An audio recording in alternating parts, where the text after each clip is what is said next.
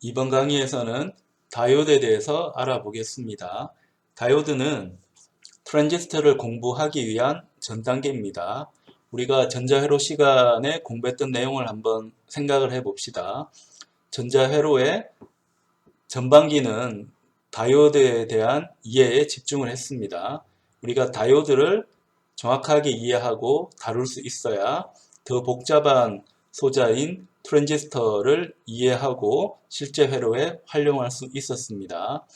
그래서 전자회로의 전반기는 다이오드에 대해서 공부를 했고 후반기는 트랜지스터에서 공부하는 게 일반적인 내용입니다.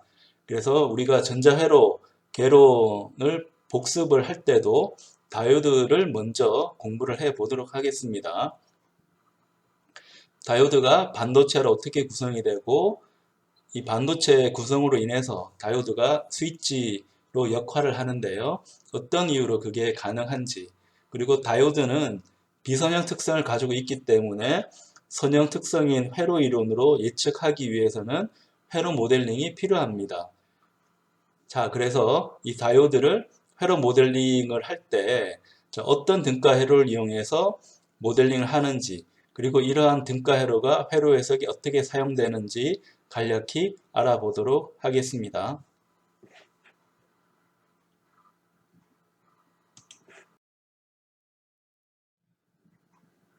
다이오드 회로에 대해서 먼저 살펴보겠습니다. 다이오드라고 하는 소자는 전류를 제어하기 위해서 빈번하게 사용되는, 매우 흔하게 사용되는 소자입니다. 물론 다이오드보다 트랜지스터가 실제 전자회로에서는 더 많이 사용됩니다. 하지만 트랜지스터뿐만 아니라 다이오드라는 소자도 있다는 것을 꼭 기억을 해야 됩니다. 여기 있는 회로를 한번 봅시다. 아주 전형적인 LED 켜는 회로입니다. LED는 어디 있나요? 이 빨간색으로 보이는 게 LED입니다. 이 LED는 빛을 내는 다이오드라고 생각할 수 있는데 이 LED를 켜기 위해서는 전원이 필요합니다. 전원은 대부분 뭘로 구성된다고 했나요?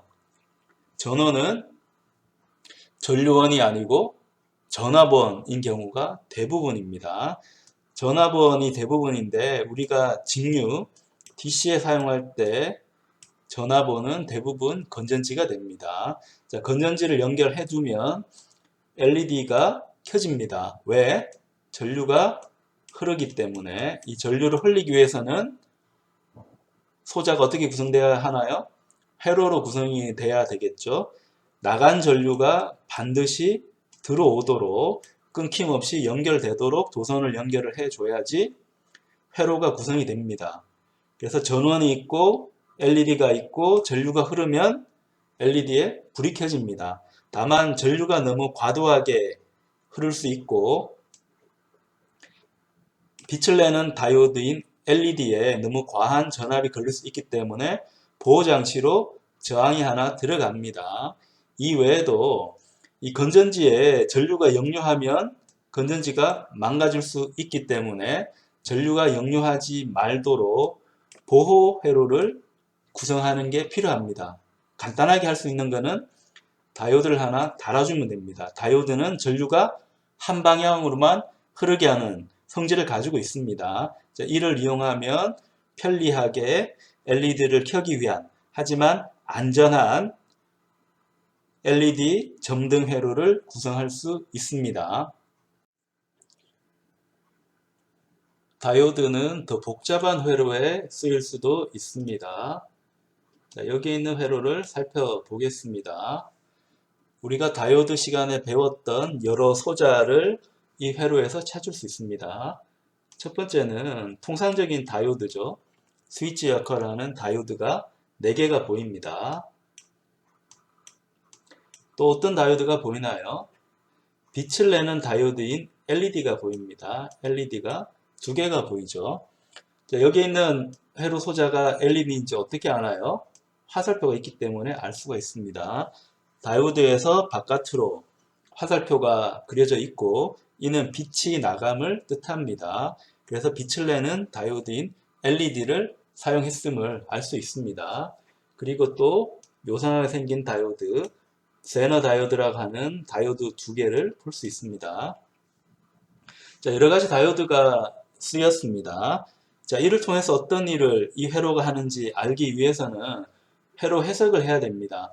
회로 해석을 할 때는 소자 개개별로 어떤 기능을 하는지 살펴보는 것도 굉장히 좋겠지만 회로를 정말 잘 해석하는 사람들은 이 회로를 전체적으로 분석을 합니다.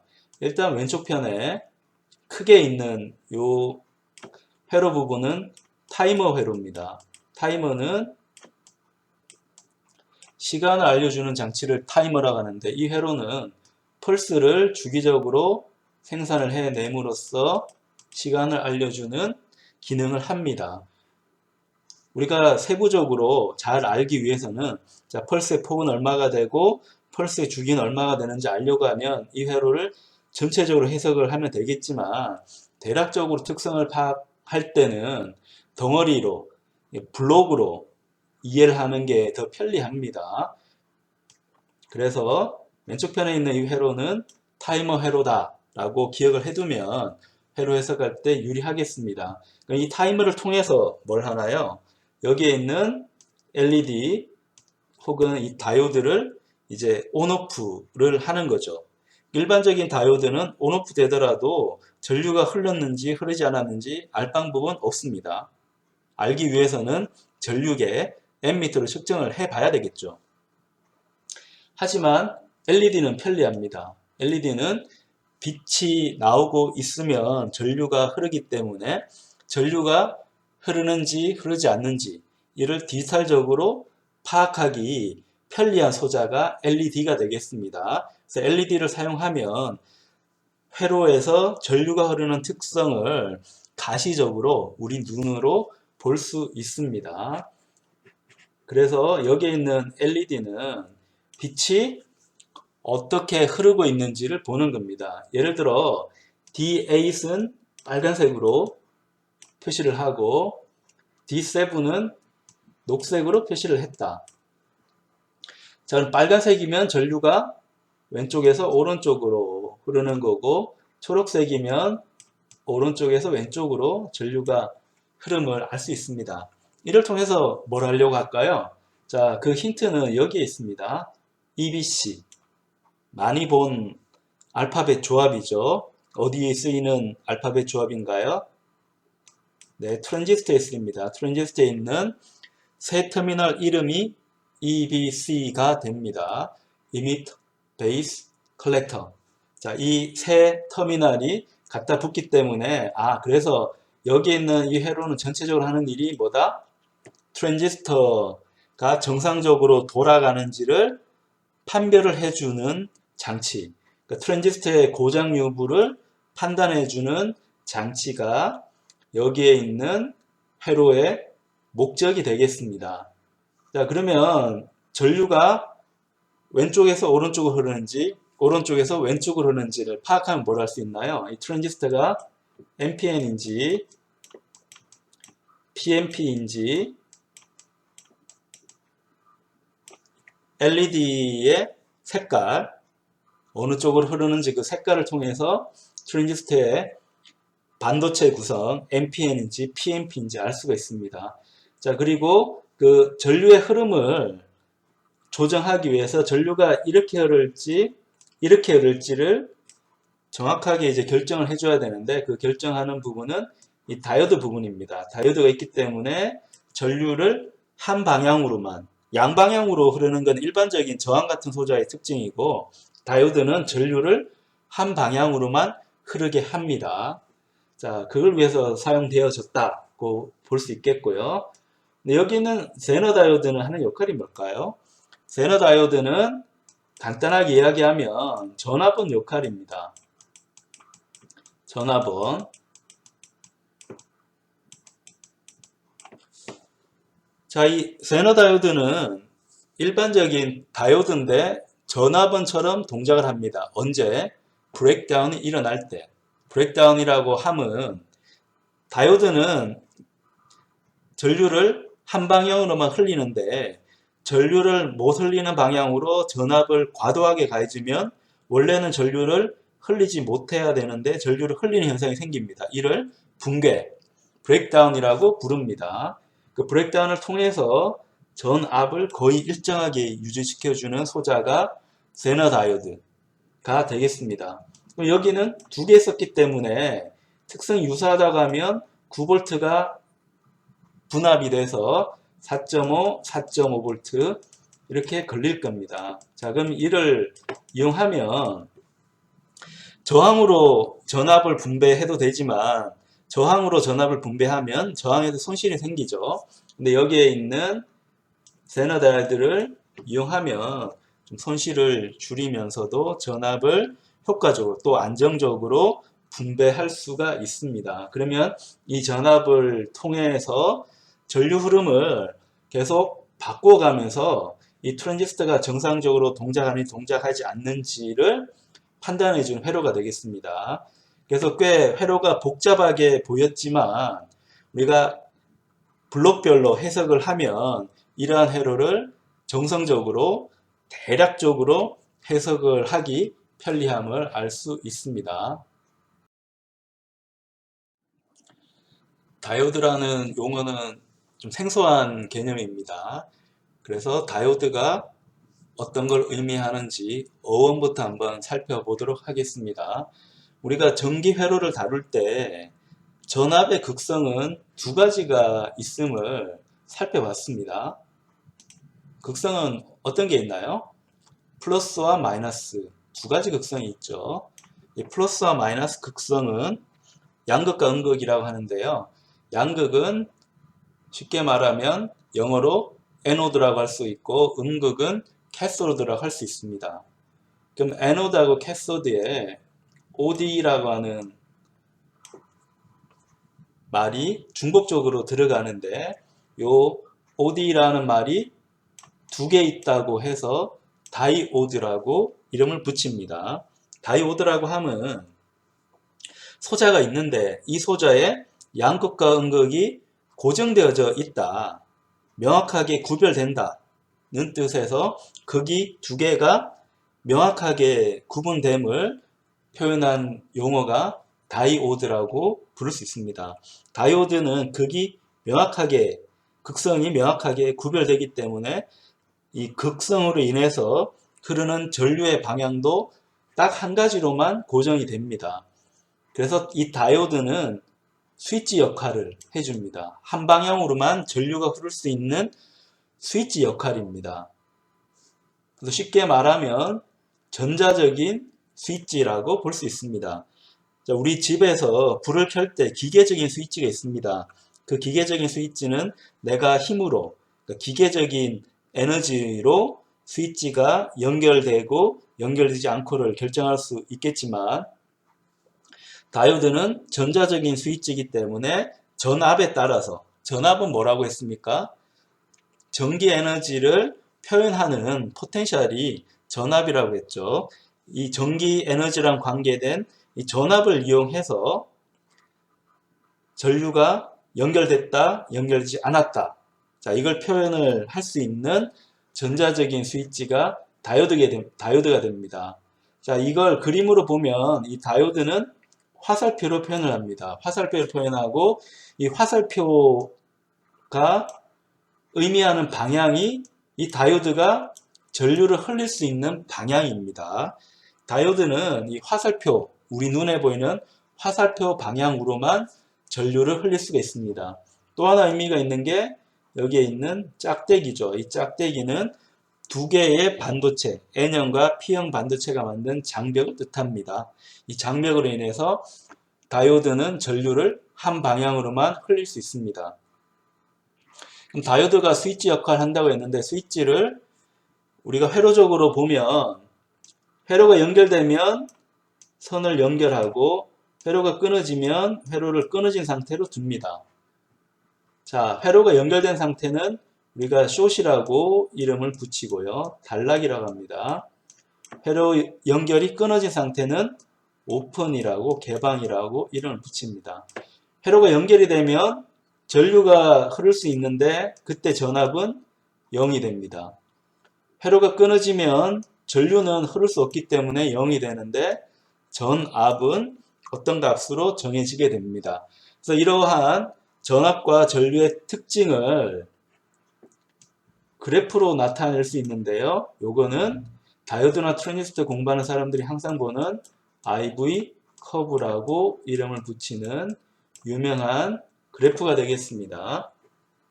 그래서 전압을 바꾸어 줬을 때 전류가 어떻게 흐르는지를 나타내주는 그래프라고 볼 수 있습니다. 그래서 전압이 0보다 적게 걸리게 되면 다이오드가 가지고 있는 극성하고 반대로 그려준 거죠. 반대로 그려주면 전류가 흐르지 않기 때문에 그래프가 전압축, X축에 평행하게 연결이 되어져 있고요.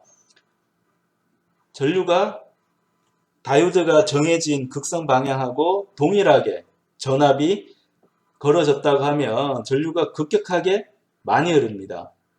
얘는 숏의 특징이죠. 그래서 숏이 되면 다이오드가 켜지게 되면 이 그래프는 Y축하고 평행하게 그래서 기울기가 무한대가 되도록 쫙 올라감을 볼 수 있습니다. 그래서 이 다이오드에서 전류가 흐르지 않는 상태는 전압을 리버스 바이어스로 가해줬다. 그러니까 역방향으로 바이어스를 가해줬다고 하고요. 다이오드가 전류가 잘 흐르도록 전압을 가해준 거는 포워드 바이어스라고 해서 정상적인 방향으로 바이어스를 가해줬다고 합니다. 여기서 말하는 이 바이어스는 편향입니다. 내가 강제적으로 이 소자에 전압을 편향을 줬다는 겁니다. 왜? 이 다이오드가 숏이나 오픈, 스위치로 치면 온이나 오프가 될 수 있도록 전압을 편파적으로 편향되게 가해줬다. 자, 이걸 우리가 바이어스라는 거고 다이오드인 경우는 바이어스 조건은 두 가지입니다.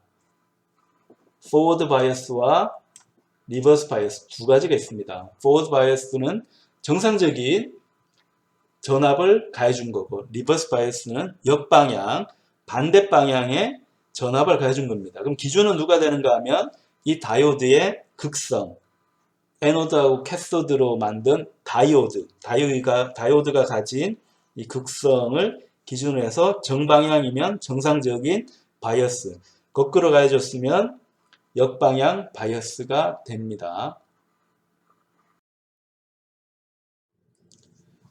다이오드를 어떻게 표시하는지 알아보겠습니다. 다이오드는 화살표로 표시한다고 했죠. 이 화살표의 방향이 이 다이오드의 전류가 흐를 수 있는 방향입니다. 다이오드는 이 화살표 반대 방향으로는 전류를 흘리지 못합니다. 우리가 실제 소자를 보면 다이오드는 이렇게 생겼습니다. 뭔가 원기둥이 있고 이게 사각형으로 보이는데 원기둥입니다. 원기둥이 있고 특정 위치에 흰색 줄이 있습니다. 자, 이 줄은 다이오드 소자 심벌에서 장벽을 뜻합니다. 이 장벽은 뭘 의미하는가 하면 다이오드는 반도체로 만드는데요. 반도체는 종류가 딱 두 가지 종류만 있습니다. P형 반도체하고 N형 반도체 두 가지로 있습니다. P형 반도체는 positive, 플러스라는 의미의 이 P로 표시를 하고요. N은 negative, 이 마이너스라는 의미로 N이라고 표시를 합니다. 이 반도체는 딱 두 가지만 있습니다. 반도체 종류가 두 가지인 이유는 분명합니다. 전기의 극성은 플러스 마이너스 두 가지 있었죠. 자, 두 가지만 딱 있기 때문에 반도체로 우리가 물질을 만들 때도 극성은 딱 두 가지만 있습니다. 플러스가 우세하면 P형 반도체라고 하고 마이너스가 우세하면 N형 반도체라고 의미를 합니다. 그럼 N형 반도체는 뭐가 풍부한 반도체일까요? 자, 전기에서 마이너스를 뜻하는 것은 다 전자입니다. 전자가 이 내부에 반도체 내부에 굉장히 많이 생성되어 있으면 N형 반도체, 네거티브 반도체라고 이름을 붙입니다. 하지만 P형 반도체는 한 번 더 생각해야 됩니다. 원래 전기에서 플러스를 의미하는 것은 양성자입니다. 양성자. 양성자가 많이 있으면, 자, 플러스가 많이 있는 건데, 근데 상식으로 생각해서 모든 물질은 다 원자로 구성되어져 있고, 원자 내부에 전자고 양성자로 되어져 있잖아요. 자, 근데 이 양성자가 많다고 해가지고, 이 플러스, 파지티브가 많다고 할 수 있을까요? 왜 이런 의문을 가지는가 하면, 전자는 마음대로 움직일 수 있기 때문에 네거티브가 많은 반도체가 존재할 수 있는 것은 우리가 물리학을 깊이 공부하지 않더라도 일견 이해할 수 있는데, 양성자는 못 움직이기 때문에 양성자가 많다고 해서 이 반도체가 파지티브라고 하기는 애매하죠. 왜냐하면 양성자는 움직이지 못하기 때문에 움직이지 못하는 전하는 전류를 만들 수 있다 없다? 없습니다. 전류를 만들 수 없어요. 그래서 반도체에서는 새로운 개념, 홀이라고 하는 개념을 도입을 합니다. 자, 홀은 우리말로 하면 이 전공이라고 이름 붙이는데요. 전공은 구멍입니다. 구멍.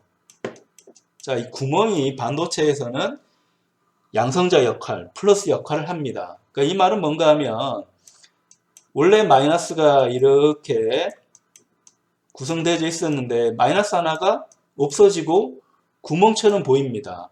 그럼 얘는 마치 뭐랑 같은가 하면 마이너스에다가 마치 플러스가 하나가 있는 것처럼 생각할 수 있습니다. 그래서 마치 플러스가 있는 것처럼 간주할 수 있는 구멍을 전공이라고 부르는 거고, 이러한 전공이 풍부한 구멍이 굉장히 많은 반도체를 P형 반도체라고 이름 붙입니다. 그래서 P형 반도체하고 N형 반도체 두 개를 붙여보니까 어떤 일이 생기는가 하면 P형에서는 전공, 구멍이 많이 갈 수가 있고 N형에서는 전자가 많이 움직일 수 있겠죠. 그러면 이 P형은 구멍이기 때문에 이 구멍을 전자가 채울 수가 있습니다. 어디서? 아무 데서나 그런 건 아니고 P형하고 N형이 만나는 위치에서 전자와 구멍이 만날 수 있습니다. 만나게 되면 이 보라색 영역에서는 전기를 운반할 수 있는 소자들이 없어지는 영역이 생깁니다. 이걸 결핍층이라고 해서 디플리션 리전이라고 하는 거고, 이 디플리션 리전으로 인해 가지고 전류 흐름이 쉽게 만들어질 수 없는 공간이 생깁니다. 이걸 장벽이라고 표현합니다. 이 장벽으로 인해서 전류 흐름이 한 방향으로만 흐를 수 있도록 구성이 됩니다. 자, 그런 의미에서 다이오드 심볼에는 이러한 장벽이 있습니다. 실제 내부를 보더라도 장벽에 해당하는 결핍층이 존재를 하게 됩니다. 반도체를 어떻게 만드는지 간단하게 알아보겠습니다. 반도체를 구성하는 N형과 P형 두 개를 합쳐서 다이오드를 만들기 때문에 반도체가 어떻게 구성되는지도 우리가 간단하게라도 살펴볼 필요가 있습니다.